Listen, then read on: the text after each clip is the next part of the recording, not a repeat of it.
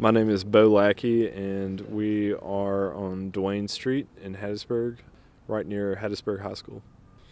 All of the materials, or the majority of the materials used, came from salvaged tornado debris that was being piled on the street for the city to come pick up and take to the landfill after the recent tornado, which basically did heavy damage up and down the street that we're on right now.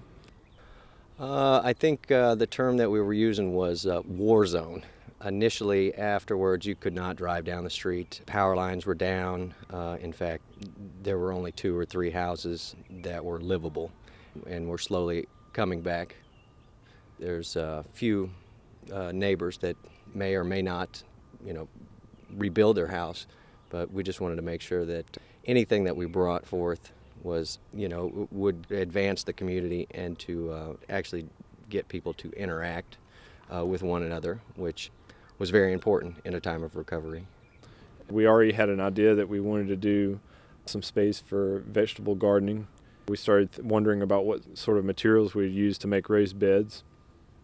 We just kind of looked down the street and realized that there was all this material there. A lot of it was very high-grade old lumber coming out of destroyed homes.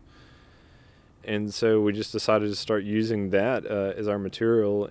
And we just wanted to have sort of a showing for the neighborhood, just something that that all the neighbors whose houses were destroyed could watch grow. Just maybe provide a little bit of happiness for a completely destroyed neighborhood. Initially, there was a lot of questioning. People would drive by and everyone else is toting off lumber and we're bringing it onto our property. They were a little confused as to exactly what was going on, and now it's become more they drive by to see the progress, and that's really what we wanted, is just something that people could see that was very visible. We've taken basically a conventional, standard front lawn yard and converted it into vegetable garden food production. We were trying to have fun with it, and it's kind of an unconventional design, but it is raised beds. Some of them are made from milled lumber, so they're geometrical in shape, and others are made of woven willow branches and have more organic shapes to them. The unconventional shapes is largely a result of having to work with unconventional materials and trying to figure out how to make it all work together. We started off in a design process. Basically came up with a master plan for it, and we knew that we wanted to encompass the vast majority of the front yard, fill it up with gardening space. The design that we initially came into it with was much more, I guess you would say, regimented, geometric beds.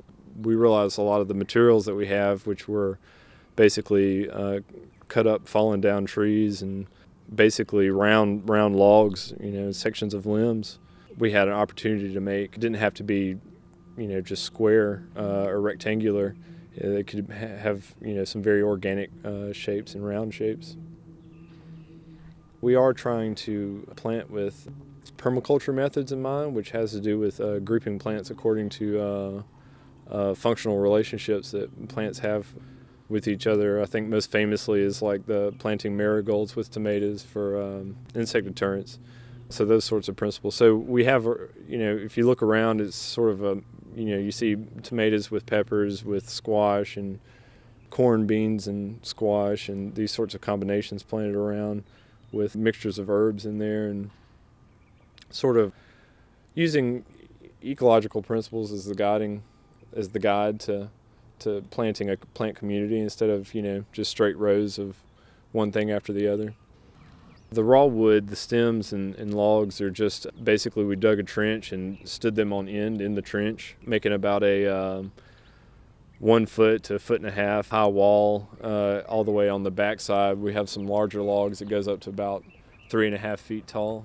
Also in the interior, some of those raised beds are made out of woven willow that kind of have an amoeba sort of shape to them. That's basically made with just stakes made from, 2-inch in diameter limbs driven into the ground with really soft smaller willow limbs woven in between them, basically like a basket.